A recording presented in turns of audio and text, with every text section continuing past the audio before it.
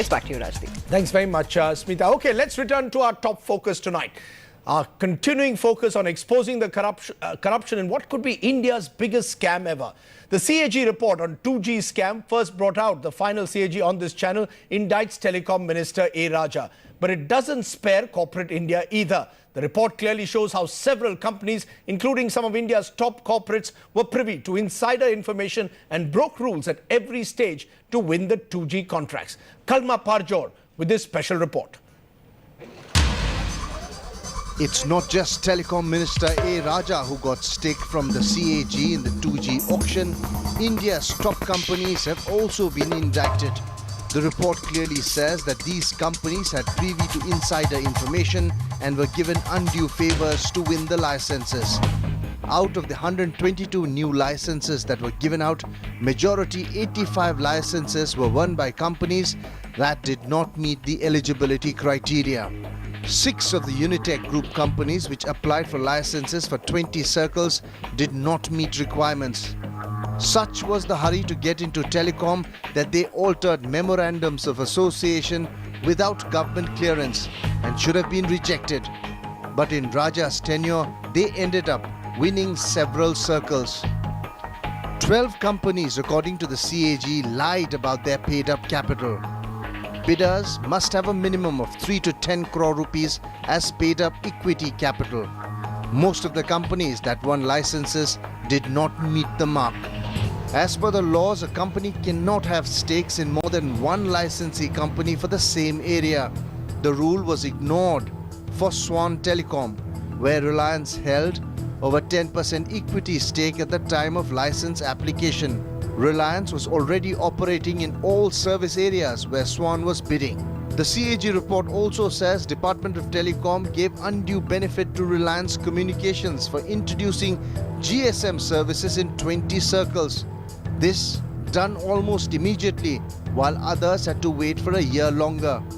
The fact that many of the original bid winners sold stakes at a huge premium to others shows that there was money to be made. And now that the CAG has certified the allegations, the heat will be on the companies as well.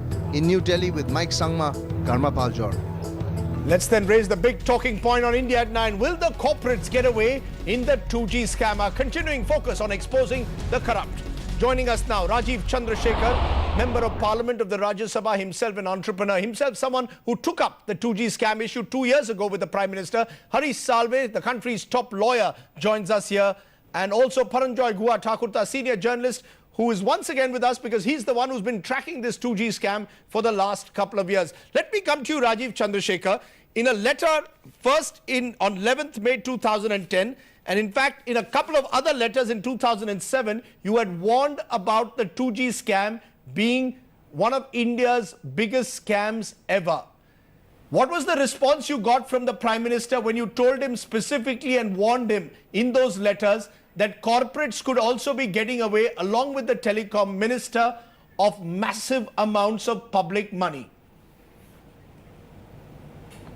No, I mean, the response, Rajdeep, is a standard, when members of parliament write to the Prime Minister, whatever be the issue, important, unimportant, you get a standard form response from him, his office, which says, we've received the letter and thank you so much.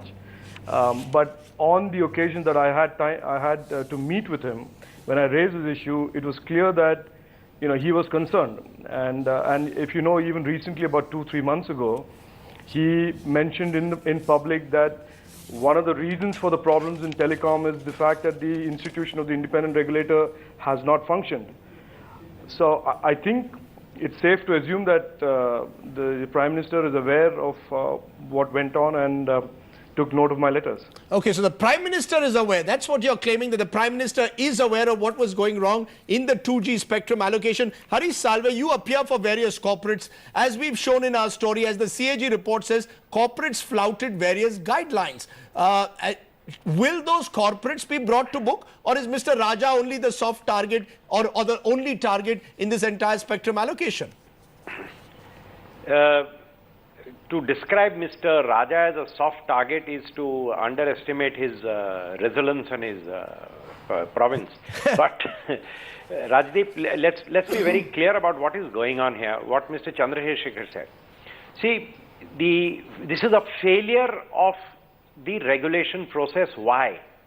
Because the government has jealously kept back from the transparent regulatory mechanism the allocation of spectrum.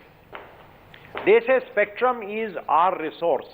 Now, the R should mean the people of India, the Republic of India. Unfortunately, R now translates into the coalition of India. So it becomes property to be shared in the coalition rather than property of the government of India, and that's the heart of this present problem. But the companies, And what about the this- role of the company? Are we going Yes, to put I'm- the blame on the regulator? What about the companies No, which took you see- advantage of these loopholes? There's obviously a conspiracy, and in a conspiracy everybody is equally wrong, but we have to solve two problems. The primary problem is this will happen again. First thing is, this is a good occasion. You must get the government to get rid of all discretionary powers in this area. The moment there is discretionary powers, you have corporates who go and hunt here. I don't want to comment about the things you said about Reliance, because on behalf of Tatas, I have filed a petition in the TDSAT saying that when you wanted to defend, you said, look, we have given Tatas and GS and Reliance migration at the same time. When it came to allocating spectrum, you told Tata, hey, listen, you're way back in the queue.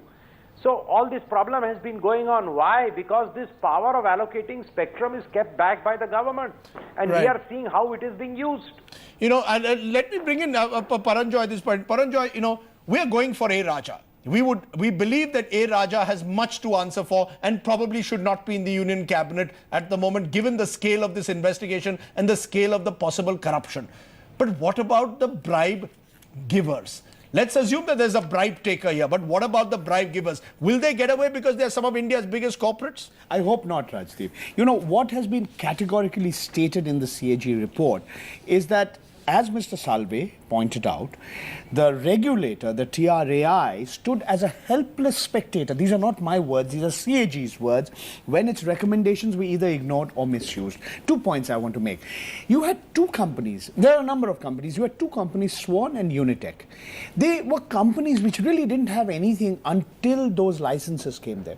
They sold their stake, one to Etelesat of the United Arab Emirates, the other to Telenor of Norway, at huge enterprise values.